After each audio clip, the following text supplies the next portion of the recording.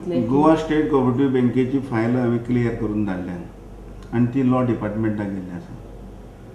ह्या बँकेचे दमन आनी दीव जेन्ना हे दोन्ही फाटे जेन्ना कुशीन सरतले तेन्ना ही पूर्ण बँक जी आसा ती आमच्या रजिस्टराच्या अधिपत्या सकयल येतली आणि त्या खातीर तेणी शेअर कॅपिटल सादारण एक 2-3 म्हयने मागलेले आनी सादारण 35 कोटीचो डिमांड केलो.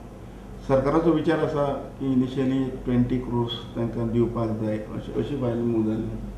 म्हणटकर कालांतरान कशें जाता तें पळोवया. पूण हें सगळें करता आसतना गोवा स्टेट कोऑपरेटिव्ह बँक आसा ह्या बँकेच्या भितर दाम दुप्पट वन टायम सेटलमेंट ह्यो ज्यो काही गजाली केल्ल्यो आसा तेही संदर्भात आमी आतां इन्क्वायरी चालू करतले.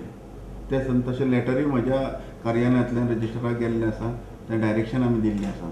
म्हणजे आतां हे सगळे पयशांची गरज पडटा इतल्या खातीर की ती बँक लॉसान गेल्या आनी लॉसान वचपाची कारणांय हळूहळू आमकां आतां कळपाक लागल्या. विधानसभेत त्या संदर्भात अनेक प्रश्न आयले, तेंची माहिती आमी दिल्ली आसात आनी म्हाका दिसता बेगीनच हो विशय आसा तो आमी सोंपयतले म्हणजे बायफर्केशन जें आसा तें ऑलरेडी जाल्लें आसा आनी सरकार जें म्हाका जेन्ना डिपार्टमेंटांतल्यान फायल येतली तेन्ना तो हें सगळें पूर्ण जातलें.